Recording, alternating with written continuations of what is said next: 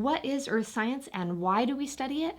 Well, the why is an easy question to answer because Earth is the only place we know of where life flourishes. There might be bacteria on Mars or in the icy dark oceans of Europa, but Earth is the only place we know of where there is life in abundance. The reason Earth is full of life has to do with 4 spheres. The atmosphere is all of the air surrounding our planet. The lithosphere is the rocks, the crust of our planet. The hydrosphere is the water on, under, and above the surface of the Earth. The biosphere includes all of the living things on our planet. Earth science is the study of these 4 spheres and how they interact and depend on each other. In this course, we are going to dive into these spheres, especially the atmosphere, the lithosphere, and the hydrosphere, and explore just why and how our planet is such an incredible place for life to exist. I'm Science Mom. I'm Math Dad, and welcome to the Geosphere.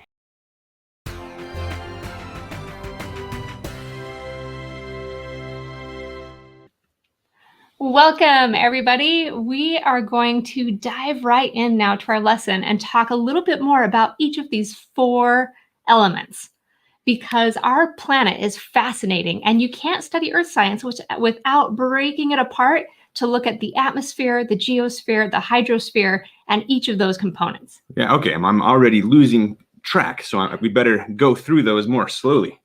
All right, so first we are going to talk about the atmosphere.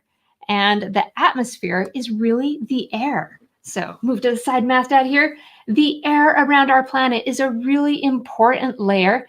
And this jar right here that I have is not empty. It is full of air. We breathe air, and that's one reason it's important, but it's also super important for us because it protects us from radiation and it regulates the temperature of our planet. Could a jar be empty with no air? That jar could not be empty. If that jar was empty and had no air inside it, it was a vacuum of empty space, it would actually collapse. It would explode inward because this glass is not strong enough to support a vacuum. Whoa. But we will learn more about vacuums in a couple days when we talk about the top layers of space. Okay, so empty jar, atmosphere. Got it. Air. Air is the atmosphere, not an empty jar. Oh. Air. Next, we want to be able to understand the lithosphere. So Earth, the substance that we walk around on, the crust of our planet, that's the lithosphere. And studying the lithosphere is geology. And that's going to be the second portion of our planet. We would not have a place to live without the rocks underneath us. And that's a super important part of understanding Earth science. Okay, so rocks, lithosphere. Lithosphere. There's probably some fancy Greek root to that word. Lithos. Okay. And next we have the hydrosphere, which is incredibly important. And Math Dad, I bet you know what hydro means? Water. Hydro means water. That is right. The hydrosphere is our oceans. And you can see from this picture of Earth behind me, the oceans are enormous and a super important part of life on Earth. And we're going to study the water cycle and how oceans, lakes, and rivers and clouds, how it all comes together to support life. Any guesses what our 4th sphere is, Math Dad? The geosphere? The geosphere is all 4 of these spheres together. But we did air, we did water, and earth. It's fire. It's fire. It is not fire. It is the biosphere. It is living things. So in this jar here, I have some plants growing, and maybe you can see them even a little bit better if I take off the light. No, the light's better. These plants are alive. And the living things on planet Earth, all of the living things together, we call the biosphere. And it turns out that life makes a big difference to the other 4 spheres. And the way that all of these interact together, we call that the geosphere. And that is Earth science, the study of all those interactions. Wow. So Earth science is the study of the geosphere. The geosphere, yes. Yeah. Okay, that makes sense. I've got a couple true or false questions for you, Math Dad. You ready for this? About each of these spheres. I'm ready. So first, let's go back to air or our atmosphere. And my question for you is true or false? a volcanic eruption could change the climate and the weather for the entire planet for more than 1 year. Is that fact or is that fiction? Could one volcano change the weather for the whole planet for a whole year? Okay. You've got to learn something here, science mom. So we're here on the moon, and so Earth is huge. Volcanoes so tiny they don't really even show up on this map. So I'm thinking that a volcano is too small to affect the weather on the entire Earth. Well, Math Dad, you should have been listening to Sonica and some of our other students who said false because, and again, it all depends on the size of the volcano. A big volcano that puts ash into the stratosphere actually can change the weather over the whole entire planet for up to even a couple of years. How is that possible? What's the ash doing to change the weather? It is blocking sunlight. So if the ash is up in the stratosphere and it blocks sunlight from getting in, it cools down the entire planet. And we'll talk about this more later on, but there was an eruption in Indonesia back in the early part of the 1900s, and it caused a year with no summer, where there was frost. Yeah, 1800s.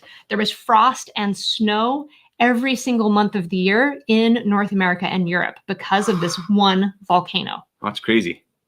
So our atmosphere is pretty amazing at protecting us, but also kind of delicate, and little changes can make a big difference. Gotcha. You ready for the next one? Yeah, okay, that was just a warm-up. That one didn't count. All right, do over.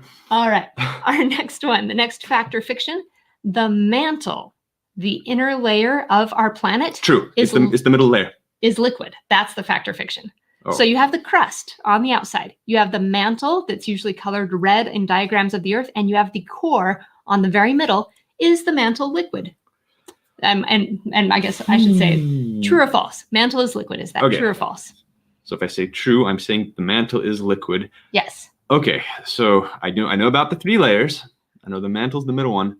I think the core is liquid, and I think the mantle is solid. Although then what's the difference between the layers if that's actually the case? That's a good question that you ask, and I'll save that answer for later. I'm going to go with solid, which I say is false. False. You are correct, but I think you just got that by luck, Math Dad.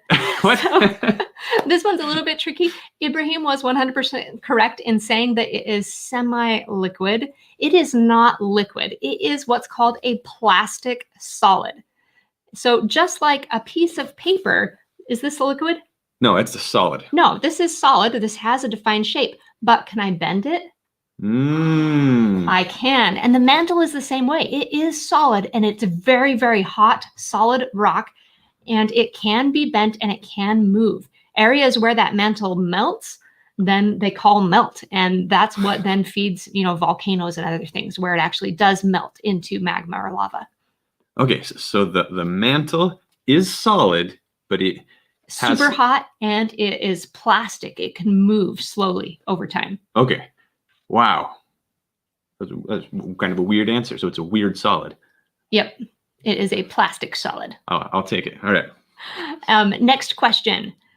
Water can break rock. Is that true or false? Fact or fiction? Water can break rock. Well, if you throw a rock at water, I think the water breaks first if water can break. But can water break rock? But can water break rock? You ask a good question. So if I throw water at a rock, it's got to be erosion.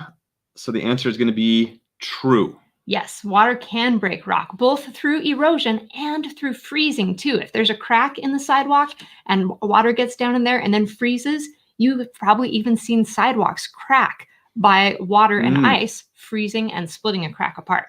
So yes, water can definitely break rock. All right. Our next one has to do with water, this incredible hydrosphere right here. And its statement is this: there are 2 tons of dissolved gold in the ocean. 2 tons of gold. And gold is heavy. A ton of gold is a lot of gold. And is it true that there are 2 tons of dissolved gold in the ocean? If there were that much gold in the ocean, wouldn't we just go get it and then be rich with lots of gold? But if it's dissolved, it's like spread out. Like Oh, just, so that would be a little harder to yeah, gather. like an atom here and an atom there. Yeah. The ocean is massive. It's just huge. And pretty much you name anything, so that's in the ocean somewhere, I'd be like, okay, that makes sense. So I'm going to say true. It is false because there's more than 1 million tons of gold in the ocean. Well, wouldn't that make it true then? Then there are 2 tons? Okay, I guess, yes. Okay, I'm taking credit for a correct answer. Wait, how much did you say? More than 1 million. 1 million tons of gold in the ocean? Yes. I am going to be rich. You are not going to be rich because it is so spread out. There is about a gram, and a gram of gold is a pretty small piece. There's about a gram of gold for every 1 million tons of water. But there are so many million tons of water in the ocean that it turns out there's more than 1 million tons of gold in the ocean. But it is so spread out. There's no way that you could go and filter all of that gold. People have tried. There have been several attempts to say like, oh, if I could just filter seawater, then I could get these really rare ions, things like gold or other metals. But it's too difficult. Oh. They're way too spread out, and you can't filter that much water. Darn. But that gives you some appreciation for just how big our oceans are, right? Yeah, it does. Well, I mean, look behind us. The globe is mostly oceans, so. It is. It is. All right, next question, or next statement. All oxygen in our atmosphere comes from living things. Is that true or false? All of the oxygen in our atmosphere, does it come from living things or not? Okay. I happen to know about this cool thing called photosynthesis, where plants make oxygen for us. But are there other sources of oxygen? So yes, living things do make oxygen, but do non-living things make oxygen? I don't know what would do it. So I'm going to say, I don't remember how it was worded. The only living things. Was that true or false? Yes, true or false. All the oxygen in our atmosphere comes from living things. True. It is false, but most of the oxygen does come from living things. Oh. So almost all of the oxygen in our planet did come from either algae or plants. It came from photosynthesis. But there's a very small amount that actually comes from radiation from the sun hitting the upper layers of the atmosphere and splitting water apart. But it's a very, very small amount compared to what plants and algae do. So that one was kind of a trick question, Math Dad. Yeah. You got me. And our last question, Earth is a sphere. Is that true or false? Ooh, I know what a sphere is, first of all. A sphere is like a ball. So you get all these points that are equidistant to some central point. Okay, so is the Earth a sphere? Well, if you look behind us, it looks like a sphere, but there are mountains sticking up, so it is not a sphere. This is false. It is false, but not because of the mountains, really. If you look at the scale of the Earth, how big it is, the mountains kind of smooth out as just tiny little irregularities. It's not a sphere because the center bulges outward. It's what we call an oblong spheroid. It's mostly round and spherical, but from top to bottom, it's a little bit shorter than it is from side to side. So is it something of a bulge around the equator? Yes, because of the way the Earth spins, it is wider around the middle than it is from top to bottom. Wait, is that like when you're on like a merry-go-round and it starts spinning fast and you feel yourself being pulled to the outside, like centripetal force? Yes, exactly. And it's making the Earth fatter? And it makes the Earth a little bit rounder around the middle. Yeah. Now, this has some cool effects with how our planet works. We're going to be diving into each of these topics in a lot more detail. So the first section of our course is all about the atmosphere and weather. And then we're going to dive into geology and then into the hydrosphere. And along the way, this is not a biology course, but the living things on Earth have such an impact on our planet. We will be touching on some of those things along the way, but the main focus is the atmosphere, the lithosphere or geology, and then the hydrosphere, our water systems. And that's just a taste of some of the awesome topics that we're going to be covering in this course. Okay, I am excited for this. I apparently don't know too much about it here, but between me and the chat together, we're pretty smart. So this is true. This is true. Our chat is pretty smart. I want to share 3 tips with you for how to get the most out of this class. And then we're going to talk specifically to our registered students about the chat and about how the format of this class works. So tip number 1 is to be sure that you download the notes and use the notes. We have an answer key for you that goes along with the notes. And if you will look at the pages before class starts and look through and read it before we actually come and go live, you will definitely learn more. So before we have class on Wednesday, if you'll pull open, I believe it's pages 6 and 7, and read through and maybe try to even fill in the blanks a little bit, you will definitely learn more than if you just come to class. So that's tip number 1. Well, and I've just got to add to that that's true no matter what you're learning. You want to read about it in advance, because that way during class you might have that aha moment. Whereas if you're just hearing it for the first time and just processing, and you haven't done battle with these ideas in any sense, you're much less likely to remember the new information that came your way.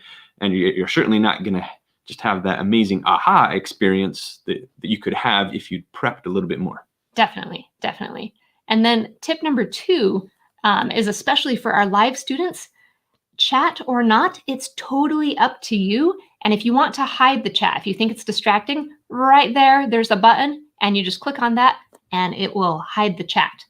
Tip number 3, and this is for everybody, we hope you will do our art projects and science investigations, because you will definitely learn more if you make it hands-on. So here's our climate zone quad drama we'll be making in a few weeks. And if you will participate in those, you will definitely learn more. So those are 3 tips I have for you to get the most out of class. All right. You guys ready? All right. Jumping over to this camera. So we're headed to itempool.com/sciencemom/live. And here's your chance to just get familiar with how our polls work and see if you were listening when we were talking about the chat. All right. So for our first question, in live chat, which of the following comments are spam? So we've said, wow, I didn't know that. Or wow. Or wow, I didn't know that. Wow, I didn't know that. Wow, I didn't know that. Wow, I didn't know that. Wow, I didn't know that. Wow, I didn't know that. So select any of those comments that would be considered spam. So less productive comments. Maybe comments that are designed to take up space. Yes. Repeated comments, comments that take up space, long stretched out words, those things are all spam. And I'm going to finish and reveal this one real quick. And I just want to point out, because of the potential time delay, if you have item pool open, it might be that the next question will pop up in item pool before you see us talk about it on YouTube. And if that happens, just go ahead and you can answer it early. And don't worry if it closes before you finish. There definitely is a delay, so that is something that can happen. Yeah. Or the poll might close before you hear us say it's going to close. And we're sorry about that. That's just the nature of. And exclamations of like, wow, that's totally fine in the chat. It's the long stretched out words or the repeated words. Those are spam. Yeah. You want to keep it clean. All right. So if I'm chatting online, which of these things should not be shared in the chat? And this is a general question, not just to our chat, but really good advice for any time that you're chatting online, whether it's playing video games or, anywhere else. So what things are okay to share, and please pick the ones that are not okay to share. That's right. So your state or country where you live in, your mailing address, your opinion on something, or your email address. So which of those should not be shared? That's the question. I'm seeing 2 categories get quite a bit of votes, and a third, about half as many. So. Yep. And on the previous one, the answer was A and B and C. I think we might have had the questions marked wrong. We'll Are you check telling on me that. I didn't mark the question right? We will check on that. Yeah. All right. So the answer here, we shouldn't share our mailing address, so our house where we live, or our email address. Those are pretty personal bits of information. Yeah. Or your phone number. Yeah, that would also be one not to share. What state or country you live in is probably pretty safe. Fine. And your opinion is fine to share too. Yep. What happens if someone in the earth science class gets put in timeout 3 times from the moderators? Are they no longer in the class? That couldn't happen. Does nothing happen? They'll be in the chat the same as always as soon as they get out of timeout. Or will they lose access to the chat, and the only way to get it back is to email Science Mom? Ooh, Do, do, do, do, do. Now I know why you spoke up right before we started the poll questions. All right. And I'm pretty sure you guys have got this one. This is correct. You lose access to the chat and you have to email me to get it back. But you were definitely still in the class, can still watch the videos. Yeah. All right, so which of these are part of being respectful in chat? Let the moderators do the moderating, not spamming, so no long drawn out words or repeated words, staying on topic, and being kind to fellow students and moderators. Ooh, watching the bars climb. Really is fun to see all the votes coming in. You know what? I think they know what they're talking about here, Science Mom. Yep, they do. Yep, they do. I'm going to go ahead and finish, even though I know more would probably come in, because I'm getting run over by the bars. All of these are part of being respectful in the chat. They are all important parts. Okay. Ooh, here's one that we probably didn't cover. How do you know if someone is a moderator in the chat? Is there any way to tell? So if someone says they're a moderator, or their name is blue and has a little wrench icon, or there's no way to know who the mods are. Oh, the blue bar got me right in the forehead. Oh, it's coming back for more. Oh, ow, ow, ow. And their name is blue and has a little wrench on it is correct. And I know answers were still coming in, but for this first little practice session with our item poll, we want to go kind of quick. These were not terribly deep questions that we're just warming up with here. But yep. So if you have a question you really want to have answered, what's the best way to ask it? Every single class period, and this includes this class, if there's a question that you have that you want to have answered, put it in the chat. Well, because, oh, I guess I shouldn't give the answer away. Wait. So should you type it in the chat over and over every 30 seconds? Or should you type it in the chat and put your name afterwards? Like, hey, what are clouds made of? Ari. Or do you type it in the chat and ask one of the moderators if they can answer it? So which would be a good way to get your question answered? And I see a question right now that I want to answer real quick. Michelle asks, how do you select the polls? How do you get the polls? Itempool.com/sciencebomb/live is that link that you see right up at the top. So you'll here. Open up a different tab, or pull out your phone, or if you have a different device, go to that URL, and that's where you're able to answer the questions. Yep. If you're watching the recording, then on our website at science.mom/earthscience, you can do the polls while you watch, and it's all together. And options B and C got the most votes, and they are indeed the right thing to do. Option C is probably our option B is our favorite. Just type it in the chat and sign your name, and the moderators will they can either answer it, or they might just add it to our list of questions. Yep. But yeah, definitely don't type it in the chat every 30 seconds, because that is spam, even if it's a good question. Okay, this last question involves something called an anagram. Ooh. So an anagram for a word or a phrase is when you take the letters and you rearrange them in a different order. So I have 4 options here. Which of the following is not an anagram for earth science? There's only one of them that is not an anagram for earth science. So you take the letters of earth science and rearrange them. There's one of them that you can't get. One of them you can't get, but the other ones you can. You can rearrange earth science into nice teachers. Well, I'm not going to tell you what the answer is right now. This is fun. Although we are very nice teachers. So that wow. Kind of a tricky one. I bet a good strategy is to look for a missing letter. Like maybe there's one letter that's missing. Maybe. There's a lot of letters in there, though. That's kind of... Yeah. Like, for example... Oh, how fun. They all have one S, so that doesn't give it away. Nope, that doesn't. No. And they should all have one C, because there's one C in earth science. Yeah. No, there's 2 C's. Oh, there are 2 C's. There is, because there's 2 C's in science. Yeah. Science mom would miss this. Okay. All right, let's go ahead. No. Nope, give him just a moment. This one they have to really think about. So don't want to pull the plug too early, but yeah, one of those 4 cannot be rearranged to spell earth science. Which one is it? All right, I'm going to reveal the answer now. Secret chair. Chair. Good job. So is that even true? Secret chair cannot be rearranged to be earth science. Now, wait a second, Math Dad. Did you select the wrong answer? I don't know. I think it's true. So 2 C's. Now I'm second guessing myself. I think I made this one up, right? I know increased tech works, create inches work, and nice teachers work, but does secret chair not work?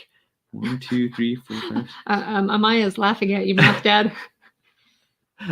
I think it has one. It's missing one letter because it's only 10 letters or 11 letters long. Oh, thank you, Mindy. Mindy says it doesn't have the N. There's no N. Oh, there's no N. Phew. Man. Okay, I didn't know the answer to my own question there. All right. All right, you guys. I want to give just a couple minutes at the end for some special birthday shout outs and to answer questions real quick too. Actually, Science Mom, we forgot to show the notes.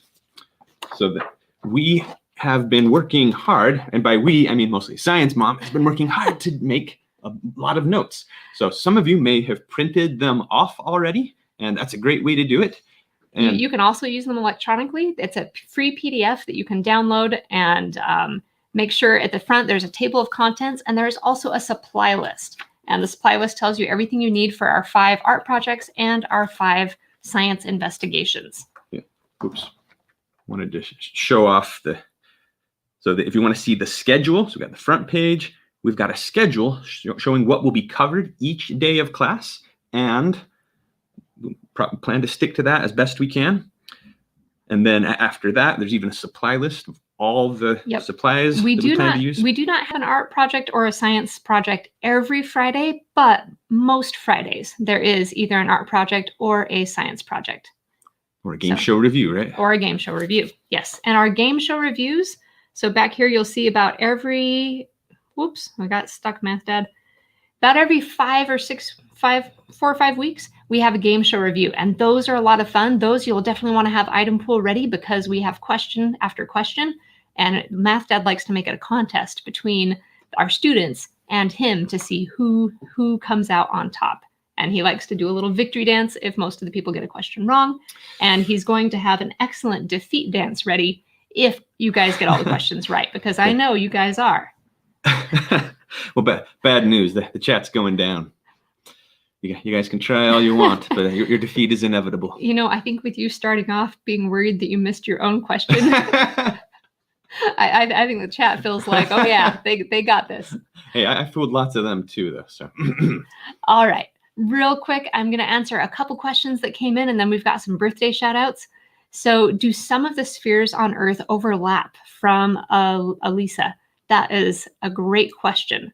And they definitely do. In fact, it's impossible for us to talk about the weather on our planet without talking about both the atmosphere and the hydrosphere, because the water cycle and clouds are such an important part of what creates weather on Earth. Each of the spheres overlap, and they each depend on and influence each other.